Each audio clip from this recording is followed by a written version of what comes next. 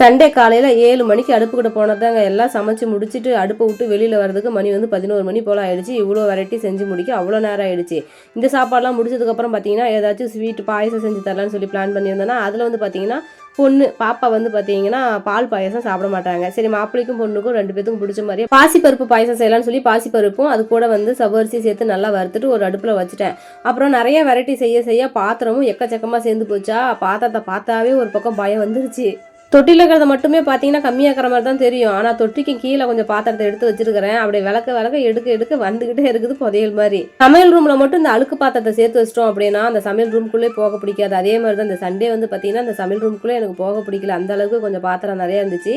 அப்படியே கொஞ்சம் எடுத்து எல்லாம் பார்த்தீங்கன்னா எல்லாமே எடுத்து விலைக்கு முடிச்சிட்டேன். ஒரு பக்கம் பாயாசமும் ரெடி ஆயிடுச்சு, ஒரு பக்கம் வந்து பாத்திரமும் நல்லா க்ளீனாக எடுத்து விலைக்கு வச்சுட்டு கிச்சனே வந்து க்ளீன் பண்ணி எடுத்து வச்சாச்சு. அதுக்கப்புறம் புது பொண்ணுக்கும் மாப்பிள்ளைக்கும் பாயசம் ஊற்றி கொடுத்துட்டேன்.